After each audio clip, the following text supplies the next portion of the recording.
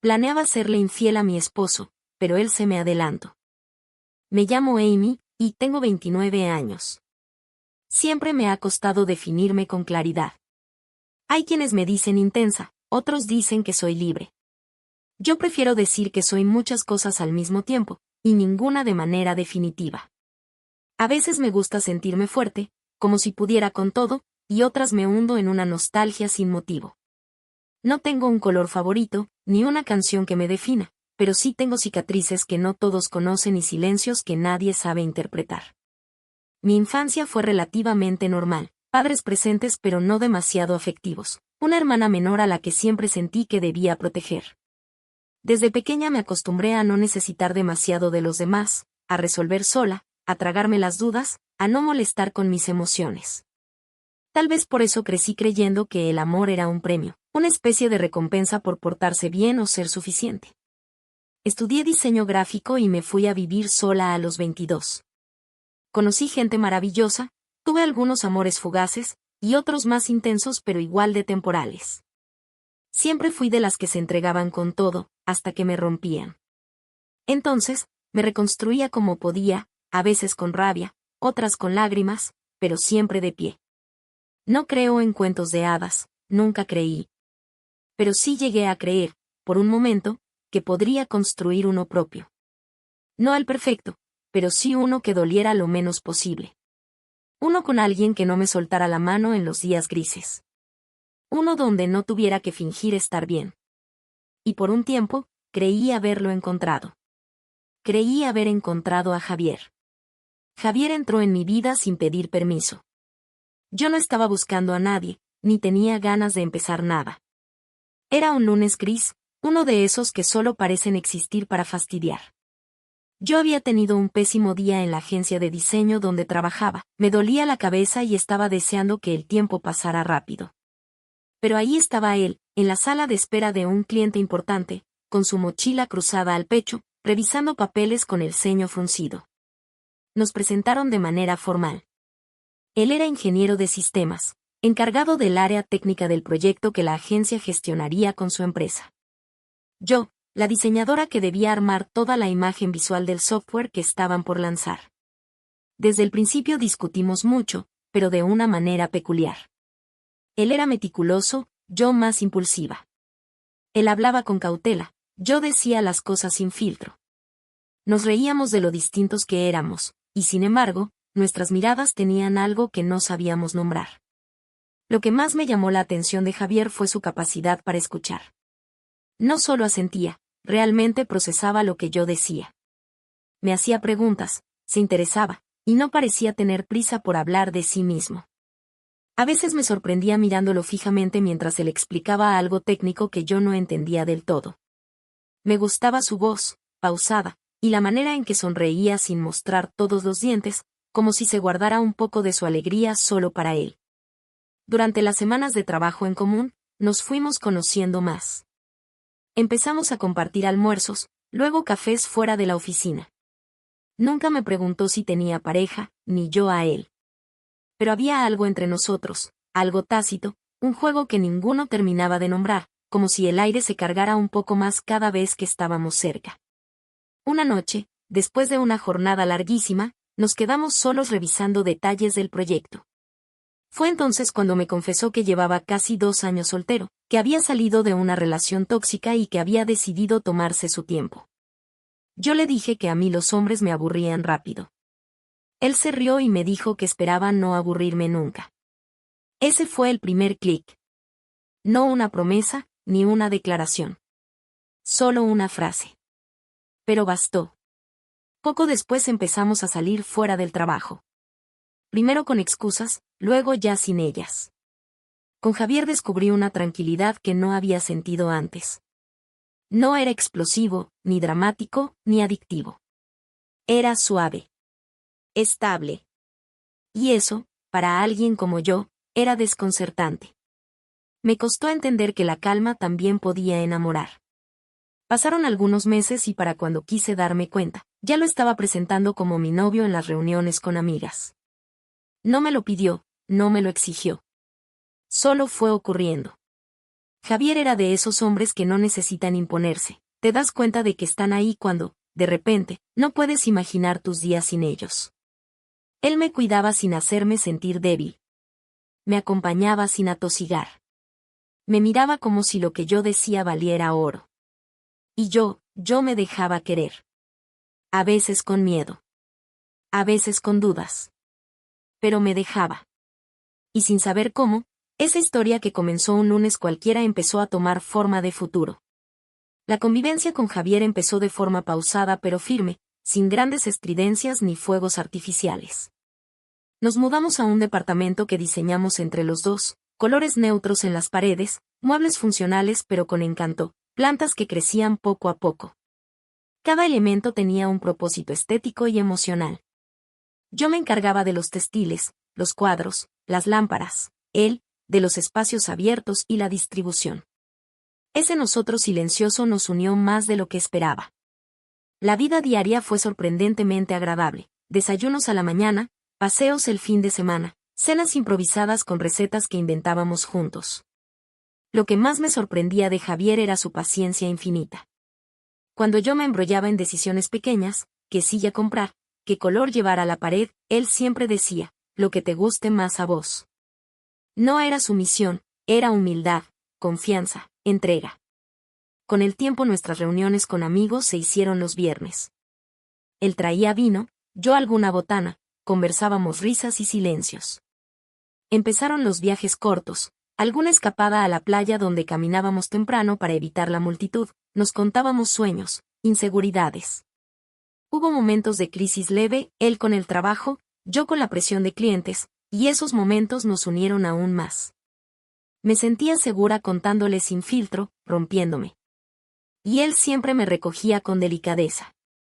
Una noche de invierno, en nuestro departamento iluminado por luces cálidas, mientras compartíamos una pizza y escuchábamos jazz suave, me vio con una mirada que nunca había visto antes. Era la mezcla de orgullo y ternura. De pronto se levantó, se arrodilló frente a mí y sacó un anillo sencillo, de línea moderna, sin estridencias. Jamie, ¿querés casarte conmigo? Quiero ser tu compañero cada día de mi vida, argumentó sin dramatismos, como si estuviera recitando una verdad que ya sabía. Mi corazón desbocado no respondió con aplausos, sino con un lagrimal hondo y silencioso. Lo amaba. Lo supe. Y por primera vez, también temblé. Temblé porque iba en serio. Porque él sí implicaba renunciar a posibilidades. Porque acepté sin reparar verdaderamente en lo complejo que sería lo que intentaba construir. Dije que sí. No porque era perfecto, sino porque era real. Porque él había entrado en mi vida sin pedir permiso y, sin permiso, ya no quería salir. La boda fue un espejo de nosotros dos, íntima, elegante, llena de detalles cuidados. Lo planeamos en 6 meses, 80 invitados, música en vivo, un salón con terraza, luces colgantes, velas en tarros de vidrio.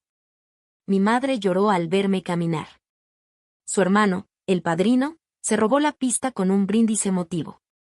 Mis amigas decoraron la mesa de recuerdos, con fotos de mi infancia y cartas para leer ese día. Él caminó desde la entrada, firme, vestido de traje gris oscuro, corbata azul marino. Su mirada se cruzó con la mía tan pronto vio mi vestido sencillo, sin brillo, de encaje y escote discreto.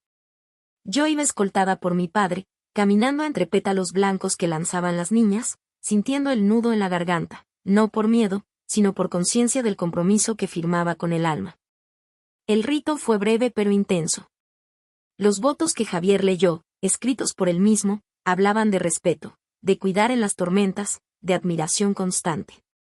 Mi turno lo convertí en una promesa, que nunca lo dejaría de admirar, aunque en el fondo temblaba porque sabía que la admiración no basta siempre. La fiesta fue suave, risas, vals, banda en vivo, corte de pastel.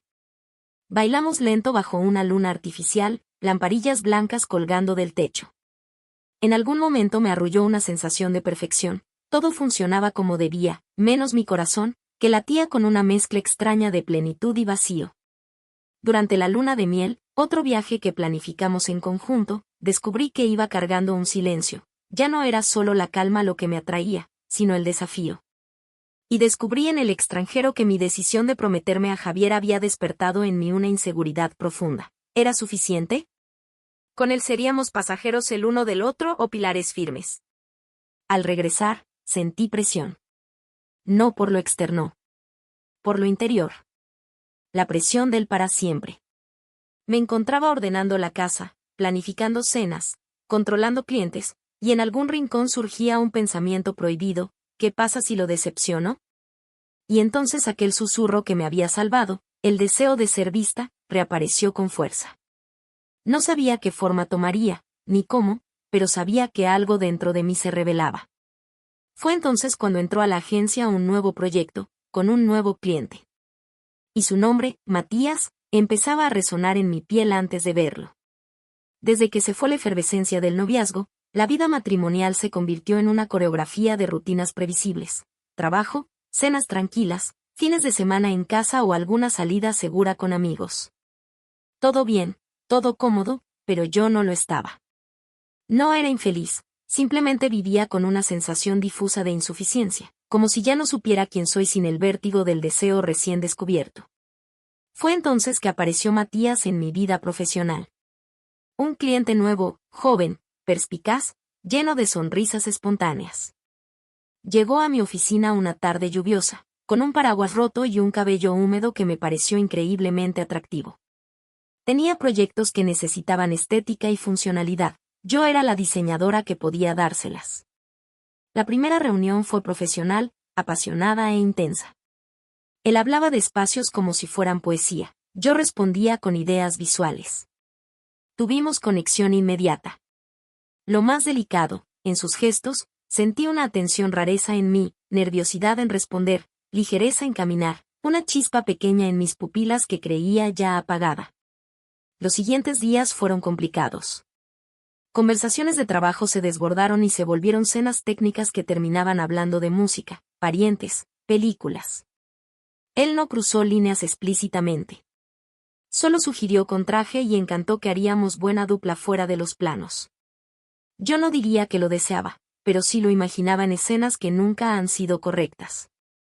En casa con Javier, la atmósfera cambió sin que él dijera una palabra.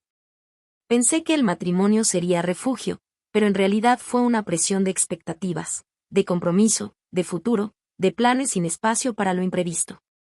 La pregunta que me perseguía era: ¿estoy amando o acomodándome? Matías me mandó mensajes después de una cena donde abordamos el proyecto hasta las 10 de la noche. Sus palabras, ligeras, halagadoras, geniales, me hicieron sentir viva. Eso asustó a mi parte responsable. Pero también me pidió verme de nuevo. Y yo acepté. Planeaba serle infiel a Javier. No por desamor, sino por necesidad, una sed que dormía y que necesitaba emergencia.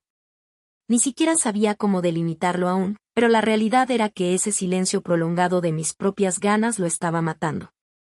Fue en una de esas noches que llegué a casa con el corazón acelerado, sintiendo en los dedos el calor de otros labios. Javier me recibió con la cena lista, amable, confiado. Vestía una camisa que me costó años sacar del paquete y ponérmela para él. Parecía esperado, calculado. Me dijo: «¿Todo bien, mi amor?». Yo asentí, sabiendo que mentía. Después de cenar, mientras lavábamos los platos juntos, escuché su teléfono vibrar en silencio. Javier siempre tiene el volumen bajo. Vi su pantalla, un nombre que no reconocí. Él no metió mano, no se preocupó. Eso fue lo más desconcertante. Fue entonces que pensé: ¿qué sabe que yo no sé? Al día siguiente, no pude concentrarme. Sentí un miedo helado. Bueno, no miedo, curiosidad con honestidad difícil. Él salió temprano. Aproveché para mandar un mensaje a Matías: «Necesito verte». Respondió con un emoji de fuego. Las ganas, las dudas, la culpa, la emoción, todo se mezclaba. Entré al baño y vi en el espejo mis ojos. Estaban opacos, brillantes, culpables. Me pregunté si aún sabía quién los miraba desde ahí. Y lo supe: me había perdido. Cuando Javier volvió, lo vi diferente. No cansado, más bien sereno, calculador. Me senté en silencio. La tensión era palpable. No habló. Sabía que estaba intentando provocarme con su silencio, con su pasividad. Esa noche no lo dejé ir. Me acerqué, le besé la mejilla. Quise iniciar una conversación. Él me miró y dijo solo: sé que ya no estamos solos en esto. Sé que hay alguien más para ti. No insinuó. No gritó. No se enojó. Pero sujetó mi mano con una firmeza que sabía a acusación. No me pidió detalles. No me reclamó. Solo esperó. Fue él quien se adelantó, no yo. La traición no fue mía primero. Fue suya. O eso era lo que creí en ese instante. Porque en sus ojos vi la certeza de que él también había buscado consuelo en otro cuerpo. Quizás creyó que yo me perdería sin él. Quizás supuso que ya estaba haciéndolo yo. Nos quedamos en silencio largo rato. Él no se fue. Yo no lo detuve. Mucho después me dijo: tomé el atajo primero yo, sin que tú te hubieses decidido.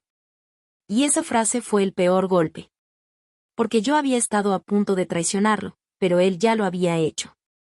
Antes.